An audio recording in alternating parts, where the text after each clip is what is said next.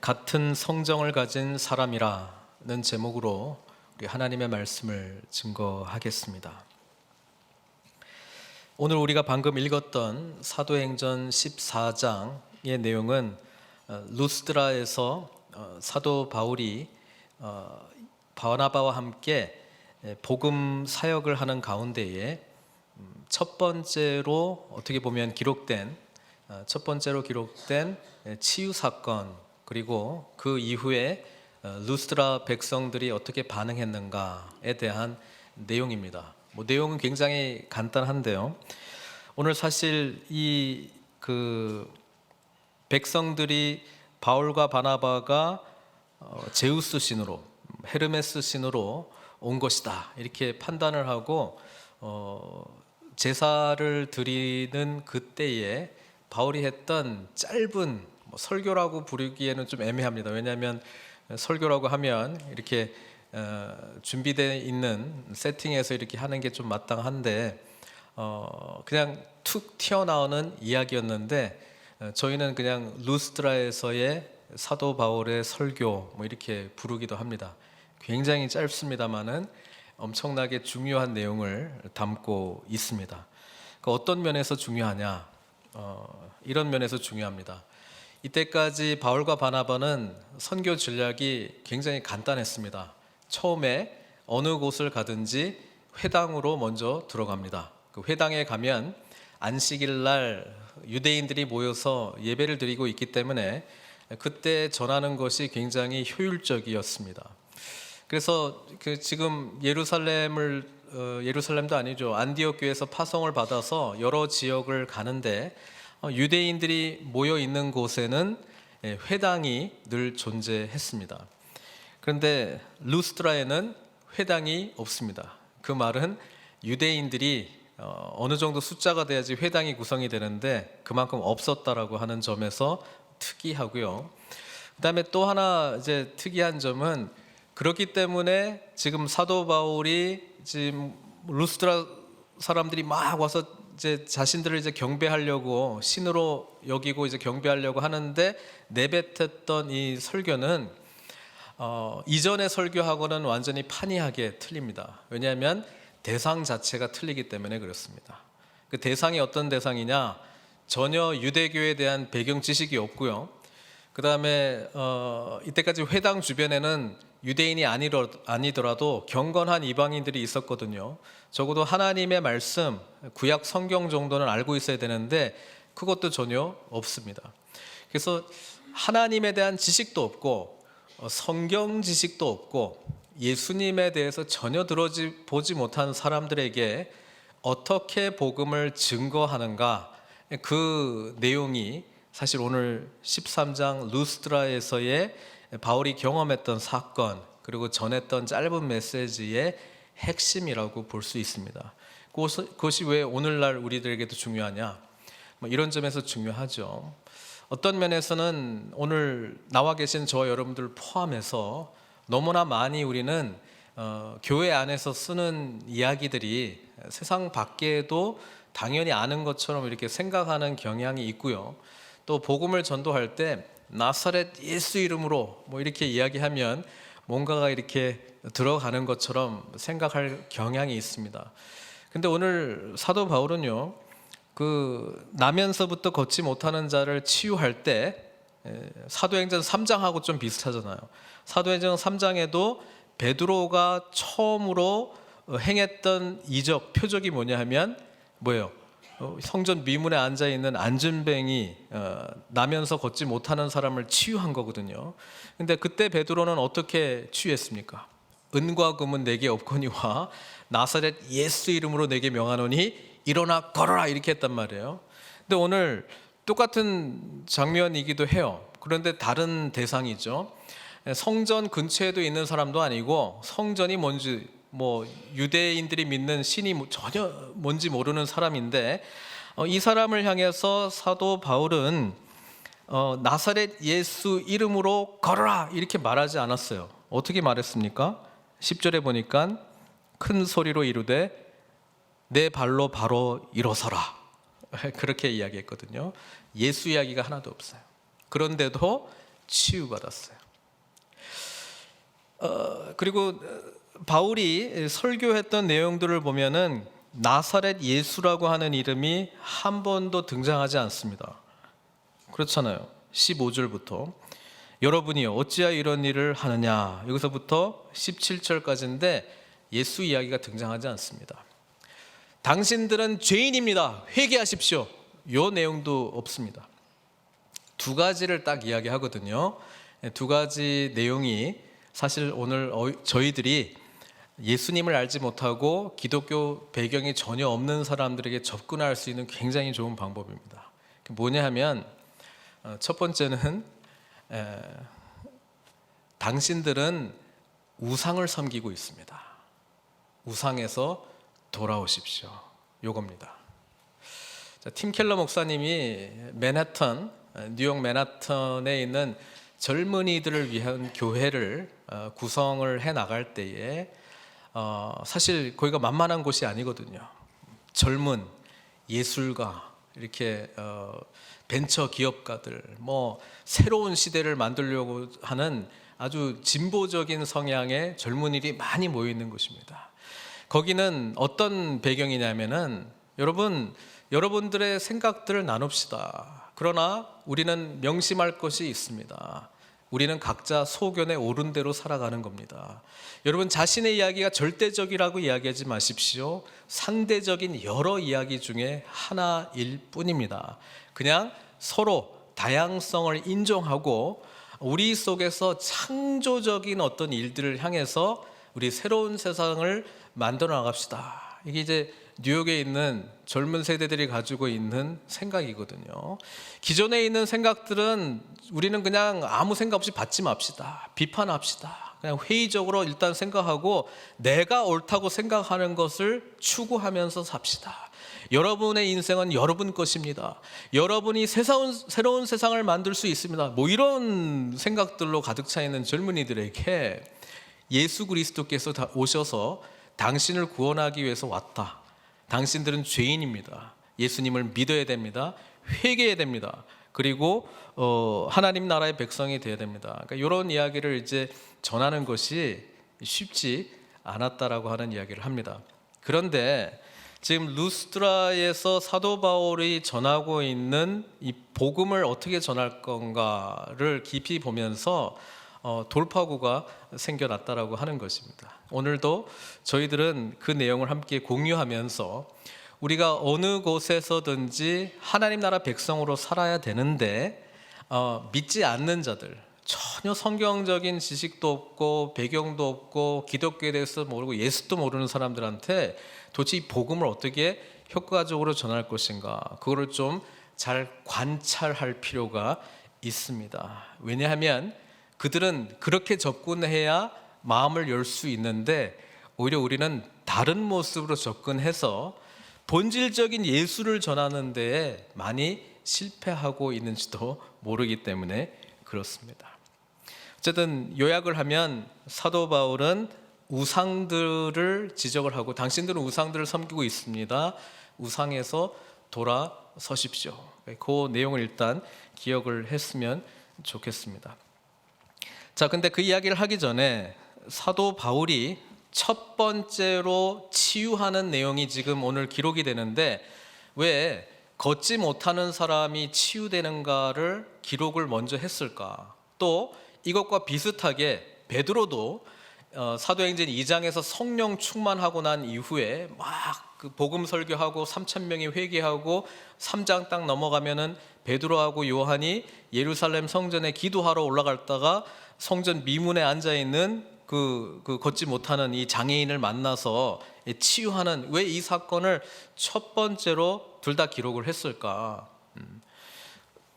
사도행전을 가만히 보면은 베드로가 한 거를 바울도 거의 비슷하게 다 하고 오히려 베드로가 했던 사역보다 더 많은 사역을 하는 것으로 기록이 되어 있습니다. 그 이유는 바울에 관한 사역 내용이 더 자세하게 기록이 되어 있기 때문에 그렇죠. 근데 비슷한 내용이 되게 많아요. 바울도 베드로도 걷지 못하는 사람을 치유했어. 똑같죠. 그 다음에 베드로도 바울도 희한한 능력을 발휘했다라고 하는 기록도 있고요. 베드로도 바울도 죽은 사람을 살리는 기록이 있습니다. 자, 이 내용이 왜일까? 성경은 분명하게 말씀하고 있는 게 베드로도 바울도 누구의 사역을 하고 있는 거예요? 예수님의 사역을 하고 있기 때문에 그렇습니다. 한 번은 세례 요한이 감옥에 갇혀 있을 때에 제자 2명을 예수님한테 보내면서 이런 이야기를 해요. 당신이 메시아가 맞습니까? 당신이 우리가 기다렸던 메시아가 맞습니까? 그때 예수님께서 이사야 35장 메시아가 도래하는 그 이사야 35장의 말씀을 인용하면서 이렇게 설명을 했어요. 마태복음 11장 4절 5절 이야기입니다.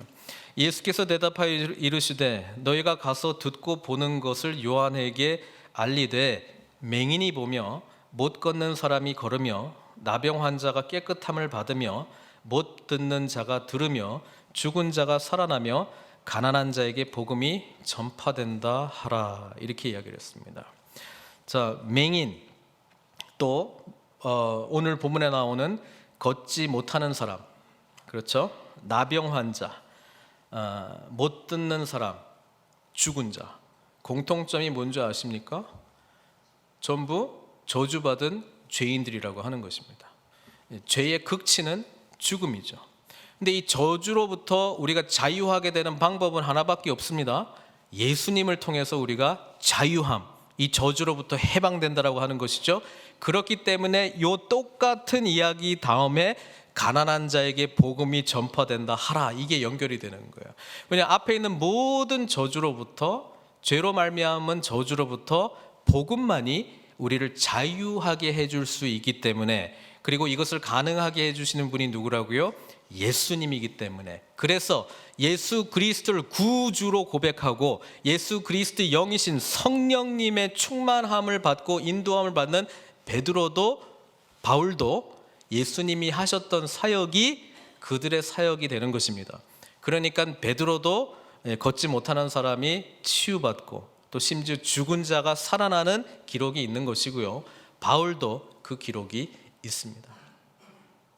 자, 저와 여러분들, 예수님을 구주로 고백하는 저와 여러분들도 이 사역을 해야 됩니다. 근데 그렇게 하면은 목사님은 뭐 걷지 못하는 사람 치유한 적이 있습니까? 뭐 소경을 뭐 눈뜨게 한 적이 있습니까? 이렇게 물으면은 저도 사실 뭐 할 말은 없습니다만은, 이 치유 사역이 이루어지고 있는 중요한 이유를 14장 3절 이고니온에서의 사역에서 자세히 설명하고 있습니다. 우리 한 목소리로 같이 읽어보겠습니다. 두 사도가 오래 있어 주를 힘입어 담대히 말하니 주께서 그들의 손으로 표적과 기사를 행하게 하여 주사 자기 은혜의 말씀을 증언하시니, 이렇게 되어 있습니다. 영어 성경은 confirm, 하나님의 말씀을 전하고 있는데요, 이 표적과 기사가 하나님의 말씀이다라고 하는 것을 증언했대요. 컨펌 했다라고 이야기를 하고 있습니다. 그래서 이 이야기입니다. 표적과 기사는 이 바울과 바나바가 전하는 말씀이 사실이다라고 하는 것을 이 무지몽매한 사람들에게 전하기 위한 증거로 하나님이 사용하셨다, 그 말입니다. 그래서 복음이 전해질 때요, 항상 치유가 일어났습니다. 그때 당시에는 질병이 치유받는 것이 오늘날처럼 이렇게 의료 혜택이 많은 시대가 아니었기 때문에 굉장히 어려웠죠. 그래서 그런 인생의 아픔, 고통, 이것을 복음이 전해질 때마다 치유되었다라고 하는 기록이 예수님 사역 때도, 베드로 사역 때도, 바나바와 바울의 사역 때도 기록이 되었고, 오늘날 복음 시대를 살아가는 저와 여러분들에게도 나타나야 됩니다. 이 말은 어떤 의미냐면, 지금 루스드라의 사람들이 왜 모였느냐, 이고니온의 사람들이 왜 모였느냐, 사실은 사도 바울과 바나바가 전했던 말씀을 듣기 위함이지만 이 말씀이 사실이라고 하는 것을 믿었기 때문에 그렇습니다. 뭐 때문에요? 표적과 기적을 통해서 그렇습니다. 오늘 저희들에게 적용할 때는 이 표적과 기사는 사실 어떤 치유나 초자연적인 일만 생각할 경향이 있는데요, 그러나 교회의 초대 기록을 나타나고 있는 사도행전을 보면 그것만이 세상 사람들에게 보여줄 수 있는 것은 아니었습니다. 생각해 보세요. 예루살렘에 있는 첫 번째 교회, 그때에 사람들이 많이 모이기 시작했는데 그들이 생각했던 주요 사업 중에 하나는 뭐예요? 과부들을 돌보는 일이었습니다. 그래서 그거 잘하려고 사도들은 말씀과 기도에 전념하시고 우리는 이분들을 잘 섬길 수 있도록 집사를 세우겠습니다. 이렇게 한 거잖아요. 무슨 말이냐면 말씀이 온전히 선포되고 그 말씀과 함께 행동하는 말씀인 긍휼 사역이 시작되었다라고 하는 것입니다. 그래서 말씀과 함께 이 긍휼 사역을 다른 말로 하면 착한 일이거든요.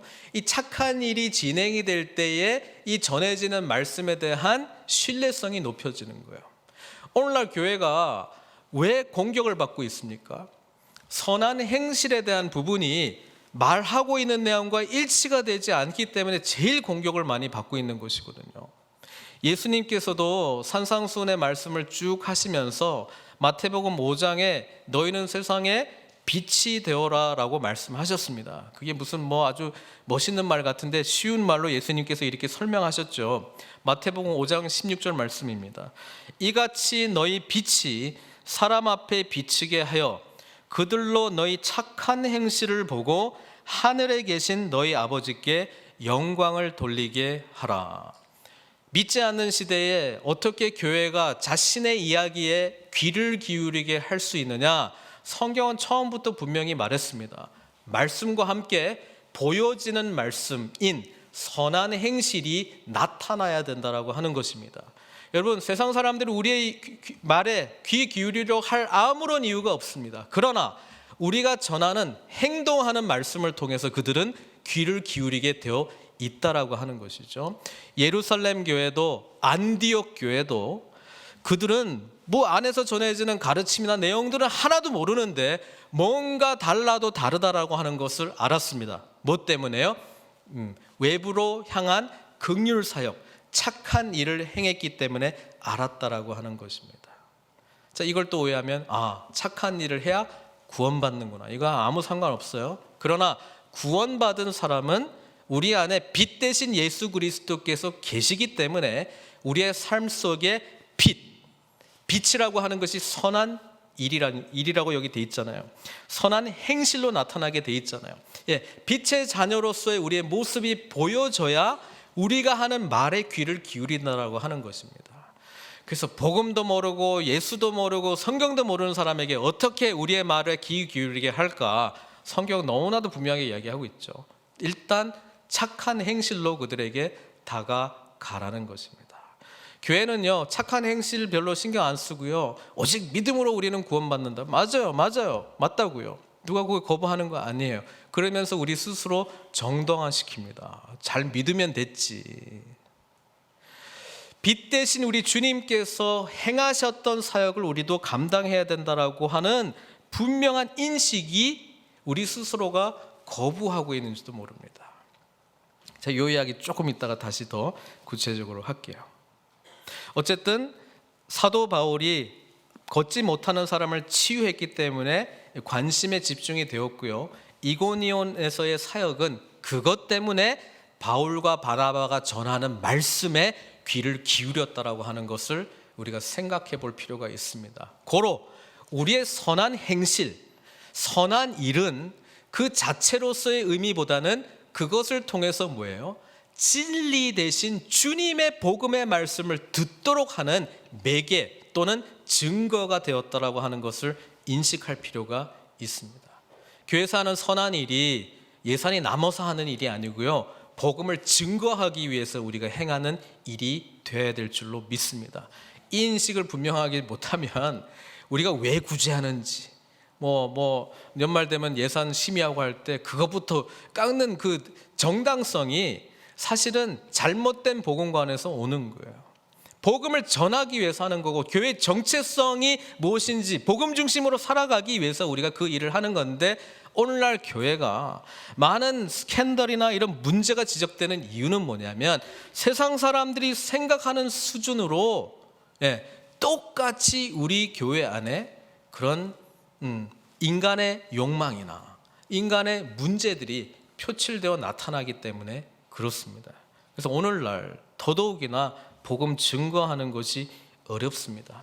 그래서 차라리 말로 전하는 것 말고 이 보이지 않는 행함으로, 착한 행실로 복음을 전하는 데에 우리의 관심과 에너지를 집중해야 될지도 모르겠습니다. 그 다음에 그걸로 나타난 현상을 봅시다. 지금 안진뱅이가 일어났어요. 걷지 못하는 사람이 갑자기 일어나니까 이 난리가 난 거예요. 그러니까 루스드라에 사는 사람들은 어떻게 이 상황을 해석합니까? 자기가 알고 있는 최상의 지식과 경험을 가지고 이 상황을 판단할 수밖에 없습니다. 루스드라 지방에는 전해 내려오는 전설이 있어요. 어떤 전설이냐면은 시인인 오비디우스라고 하는 사람이 이 전설을 지금 이때 당시 사도 바울 이 시대에 50년 전 정도에 이렇게 책에 시로 이렇게 기록을 했는데 내용이 이렇습니다. 제우스 신, 그리고 제우스의 아들이 여러 명인데 그 중에 이제 헤르메스가 있어요. 헤르메스 신은 신들의 이제 전령이다, 그렇게 알고 있잖아요. 이 두 신이 하루는 우리 인간 세상에 내려가 보자. 그래서 인간의 모습을 입고 인간 세상에 내려옵니다. 이 루스드라 지방으로 내려옵니다. 그래가지고 집집마다 돌아다니면서 우리를 좀 영접하라 이렇게 했는데 아무도 영접을 안 하는 거예요. 1000집이나 돌았는데 아무도 영접을 하지 않아요. 그러다가 한 노인 부부가 이들을 영접합니다. 빌레몬과 바우시스라고 하는 이 노인 부부가 이들을 영접했는데 집이 굉장히 초라한 집이에요. 그래서 제우스하고 헤르메스가 이 부부를 데리고 산꼭대기로 올라갑니다. 그러면서 이 자신들을 영접하지 않은 이 마을을 홍수로 전부 심판해서 죽여버리고 이 두 노인 부부에게는 집을 아주 대리석으로 잘 만들어진 신전으로 만들어줬어요. 그래서 이 두 사람이 이 제우스와 헤르메스를 잘 섬기는 신전지기가 되었다라고 하는 전설이 있습니다. 이거를 알고 있었던 루스드라에 사는 사람들이 뭔가 초자연적인 일이 일어나니까 우리 조상들처럼 이 사람들을 딱 보니까 제우스하고 헤르메스인데 우리가 대접 잘 못하면 심판받을 거다라고 하는 엄청난 압박감 속에서 이들에게 최상의 예우를 드리려고 지금 뭐 황소 데리고 이렇게 제사 드리려고 지금 막 난리법석을 피우고 있는 겁니다. 여러분, 우리에게 그냥 기적이라고 하는 것이 찾아오면은요, 하나님을 아는 지식이 없이는 이것을 어떻게 받아들이는 줄 압니까? 우리 마음대로 받아버립니다. 마음대로 우리가 경험하고 알고 있는 최상의 지식을 동원해서 가장 아름다운 걸로 반응을 해버립니다. 중요한 것은 이것이 복음의 반응이 아닐 때는 여러분, 하나님 앞에서 심판받을 일이라고 하는 것을 성경은 말씀해주고 있는 것이죠. 근데 이 정도만 돼도 괜찮은데요, 더 무서운 거는 이거예요. 기독교도 알고 하나님도 알고 말씀도 알고 교회 생활도 하는데 우리가 이렇게 하나님 앞에 반응할 수 있습니다. 그럴 수 있습니까? 지난주에 복음을 거부하는 두 반응을 말했잖아요. 탕자의 반응이 있고 큰아들의 반응이 있듯이 여러분, 우상을 섬기는 반응이 교회 밖에는 너무나도 분명하게 보이지만 교회 안에는 어렴풋하게 애매하게 찾아 들어와 있다는 사실을 저와 여러분들은 분명하게 인식할 줄 알아야 됩니다. 지금 오늘 본문에서 바울과 바나바는 이렇게 말하잖아요. 막 옷을 찢고 이거 아니라고, 우리도 당신과 같은 성정을 가진 사람이라. 여러분, 이 표현에 주의를 기울였으면 좋겠습니다. 그 말은 무슨 말이냐? 우리도 당신들과 똑같이 죄의 영향력 아래에 있는 사람들이었습니다. 우리는 당신들과 똑같이 하나님을 거부했던 사람입니다.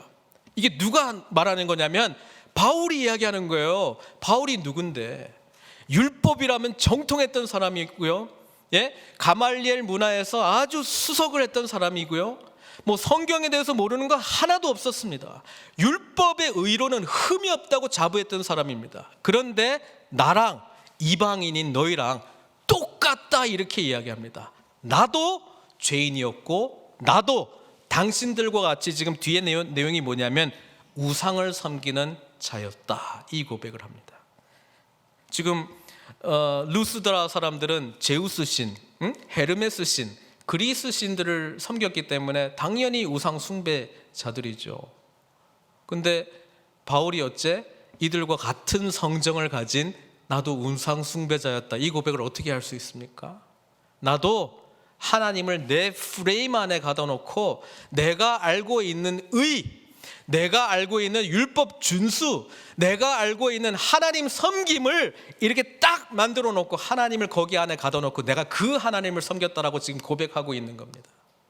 사랑하는 성도 여러분, 저희도 이 우상 숭배의 범죄에 얼마든지 빠질 수 있습니다. 이 우상 숭배에 빠지게 되면은요, 정신을 못 차려요. 출애굽기 때 백성들 보세요. 애굽으로부터 구원받았죠. 홍해 갈리는 놀라운 사건 봤죠. 열 재앙 임하는 거 봤죠. 자신들에게는 임하지 않고요. 그리고 하나님께서 뭐 배고프다 그러면 만나 주시고, 목마르다 그러면 물 주시고, 시내산까지 인도하셨죠. 하나님은 그들에게 나는 너희를 애굽 땅 종되었던 곳에서 구원하여 낸 너희 하나님 여호와라, 이거 가르쳐 주고 싶은데 그들은 이때까지 자신들이 알고 있는 어렴풋한 하나님을 만들어냈어요. 그게 출애굽기 32장에 아론과 백성들이 만들어낸 금송아지라고 하는 거예요. 하나님 잘 섬기려고 만들었어요. 자기가 이해되는 하나님 만들었어요. 자기가 만질 수 있는 하나님 만들었어요. 자기가 보여지는 하나님 만들었다고요. 저희가 지금 4주 동안 우리 목요일 날 남성 성경 공부하면서 요나를 했어요. 요나를요. 요나가 왜 그렇게 하나님 앞에 화를 냈는지. 요나는 자기가 만든 하나님이 있어요. 그 하나님은 유대인들만 축복해야 돼요. 유대인들만 사랑해야 돼요. 저 아수르 민족은 정말 심판받아 마땅한 민족이고 죽여버려야 되는 민족이에요. 근데 하나님께서 긍휼을 베풀어 주세요. 자비로우셔요. 은혜를 베푸시는 그 하나님이 참을 수 없어서 도망가고 도망갔습니다. 그리고 하나님 앞에 화를 냅니다. 내가 죽기까지 화내도 나는 정당합니다라고 말합니다. 내가 만든 하나님은 당신이 아닙니다. 그렇게 이야기하는 거거든요. 여러분, 우리 때로 하나님한테 실망할 수 있어요. 때로 하나님한테 불만을 표출할 수 있어요. 근데 그때 우리는 발견해야 됩니다. 내가 만든 하나님이 따로 있구나. 그리고 사도 바울의 고백을 해요. 나도 당신과 같은 성정을 가진 사람이다. 이 고백 못하면 하나님을 내가 원하는 하나님으로 만듭니다. 우리의 기도를 통해서, 봉사를 통해서, 섬김을 통해서 만들어냅니다. 그리고 그 하나님을 열심히 섬기고요, 그렇게 섬기지 못한 사람들 향해서 큰아들을 바라보는 눈을, 큰아들이 가지고 있는 눈을 갖습니다. 경멸하고 판단하고 내가 좀 더 낫다라고 생각하고. 저는 이 우상 숭배가 더 무서운 것 같아요. 이거는요, 우리 안에 있는 사람들은 전혀 아니라고 생각하고 있거든요. 요나는 전혀 자기가 하나님을 잘 섬기지 않는 사람이라고 한 번도 생각하지 않았습니다. 하나님을 고치려고 했어요. 하나님을 바꾸려고 했어요. 우리는 태어날 때부터 영적인 존재로 태어났기 때문에 항상 어떤 것을 경배하게 돼 있어요. 팀 켈러 목사님은 그래서 맨하탄에 있는 이 젊은 진보적인 생각을 가지고 자유로운 생각을 가지고 있는 사람들에게 우상 숭배의 접근을 통했을 때 그들이 마음을 열고 생각을 한다는 것을 발견했습니다. 그들에게 이렇게 이야기합니다. 성경에서 우상 숭배라고 하는 것을 이야기하는데 그것이 뭔지 아십니까? 당신의 삶을 움직이는 것입니다. 당신이 이것 때문에 내 인생에 의미가 있다라고 말하는 것입니다. 어떤 사람은 사랑이라고 이야기합니다. 어떤 사람은 권력이라고 이야기합니다. 어떤 사람은 돈이라고 이야기합니다. 어떤 사람은 남들로부터 인정받는 것을 이야기합니다. 그런데 그것을 아무리 추구해도 얻을 수 없습니다. 얻지 못했을 때 좌절감으로 말미암아 그것을 얻기 위해서 여러분들은 무슨 수단 방법 다 동원해서 할 것입니다. 그리고 지나보면 알 것입니다. 당신이 추구했던 그것이 자신에게 삶의 의미를 주고 행복을 줄 거라고 생각했던 그것이 오히려 당신이 숭배하고 있는 신이었다라고 하는 것을, 그리고 그 신은 당신의 인생을 통제하고 있다는 것을 깨닫게 될 것입니다. 사도 바울이 그 이야기 하는 거예요. 여러분, 왜 이런 일을 하십니까? 우리도 당신과 똑같은 사람입니다. 우리도 죄 가운데 있었기 때문에 주님이 필요합니다. 우리도 똑같이 우상 숭배를 섬겼습니다. 나도 유대인이지만, 나도 바리새인이지만, 내노라 하는 사람 중에서 그래도 대표격이었지만 나도 나만의 신을 만들었습니다. 여러분에게 복음을 전하는 것은 이런 헛된 일을 버리고 천지와 바다와 그 가운데 만물을 지으시고 살아계신 하나님께로 돌아오게 함입니다. 헛된 것 추구하지 마십시오. 그것은 여러분들이 추구하는 우상일 뿐이고요, 절대로 여러분들에게 절대적인 행복을 줄 수 없습니다. 당신이 만들어 놓은 그 우상의 노예가 되지 마시고 우주 만물을 창조하신 살아계신 하나님께 오십시오. 우상을 버리시고 오십시오. 오늘날 이 이야기가 통한다는 거예요. 왜냐하면 자유로운 자기 생각에 옳은 대로 살아가는 사람들이 공통적으로 가지고 있는 것이 있는데, 행복하고 싶거든요. 잘 살고 싶거든요. 그렇기 때문에 인생에 의미를 부여하고 이것 있으면 될 것 같고, 저 사람이 있으면 될 것 같고, 저 돈이 있으면 될 것 같고, 이렇게 인정받으면 될 것 같은데 아무리 해도 얻을 수 없어서 그것을 수단 방법 가리지 않고 찾아갔더니 남은 것은 상처, 고통뿐이요, 이 이야기입니다. 그런 사람들에게 진짜 하나님을 소개하고 당신들의 우상을 물리치십시오. 돌아서십시오. 이 메시지가 먹혀 들어간다는 거예요. 저는 성경에 대한 아무것도 모르는 사람, 예수님에 대해서 아무것도 모르는 사람들한테 이 메시지를 전하는 게 아니지 않습니까? 저희들에게 이것보다 더 큰 무서운 우상이 있다는 거예요. 요나가 만든 신처럼 요나가 만든 신이 있다는 거예요. 여러분, 그것을 분별하지 못하면 그 우상 섬김으로 열심을 다해 나아갔는데, 여러분, 큰 아들과 같은 모습으로 아버지하고는 가까이 있으나 할 거는 다 하나, 그러나 자신의 욕구를 절대로 만족시켜주지 못하는 그런 비참한 삶으로 나아갈 수 있다는 것입니다. 결론을 맺겠습니다. 저와 여러분들 똑같습니다. 우리 모두 죄의 영향력 아래에 있습니다. 그러면서도 행복한 삶 살고 싶어 합니다. 성경은 하나님 아닌 다른 그 어떤 무엇이 우리의 아침을 깨게 하고 우리의 삶의 원동력이 되게 하는 이유라면 그것은 우상이다 말씀하고 있습니다. 내가 하나님을 위해서 하는 일이 우상이 될 수도 있습니다. 내가 하나님을 위해서 하는 섬김이 우상이 될 수도 있고요, 내가 사랑하는 자녀를 위해서 나의 모든 것을 쏟아붓는 것이 우상이 될 수도 있습니다.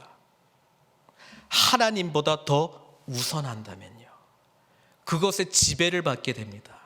그리고 그것의 통제를 받기 시작하는데, 세상의 이 모든 것은요 오래가지 않고요, 우리의 통제 아래 들어올 수도 없고요, 우리는 결국 좌절하게 될 것이라는 것이죠. 성경은 하나님 아닌 다른 그 어떤 것도 하나님과 우리 사이에 놓지 말라고 이야기합니다.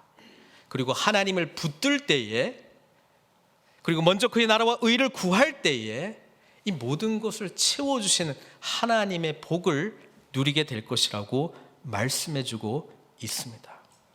사랑하는 성도 여러분, 루스드라에 전해진 이 복음, 저와 여러분들의 복음이 되시길 주님의 이름으로 축원드립니다. 같이 기도하겠습니다. 사랑의 하나님, 저희들은 전부 연약한 존재들입니다. 주님을 알기 전에는 우리 다 똑같은 사람들이었습니다. 죄 아래에 눌려 있고요, 우리 욕망대로 살아가고 싶어 했고요, 우리 속에는 옳은 대로 살면은 거기에 행복이 있다라고 착각하면서 살았습니다. 아버지 하나님, 주님의 은혜를 베풀어 주셨사오니 주님을 더욱더 알아가고 주님 안에서 소망하고 주님을 더욱더 찾는 자들 될 수 있도록 인도하여 주시옵소서. 주님을 만나는 과정 가운데 또 다른 우상을 만들어내지 않도록 저희들에게 끊임없이 복음의 은혜, 폭포수와 같은 주님의 복음의 은혜 속에 우리를 아버지 안에 붙들어 주시고 주님의 복음 가운데 늘 머물게 하여 주시옵기를 간절히 원하옵고, 살아계신 하나님만을 대면하며 말씀 만나게 하여 주시고 주님 때문에 우리는 살아갈 이유가 있다라고 단대히 나아갈 수 있도록, 선포할 수 있도록 주님과의 깊은 인격적인 만남을 허락하여 주시옵소서. 주님 만날 때에 미처 보지 못했던 우리의 우상들이 사르르 무너질 줄 믿습니다. 오직 예수 그리스도의 십자가의 복음만, 부활의 복음만, 주님께서 우리들에게 베풀어 주신 놀라운 은혜만이 우리의 삶을 지배하게 하여 주시옵소서. 그로 말미암아 우리의 선한 행실, 빛을 통하여 오직 그리스도만이 증거되는 복된 삶으로 우리 한 사람 한 사람 인도하여 주시옵소서. 예수님의 귀하신 이름으로 기도드리옵나이다.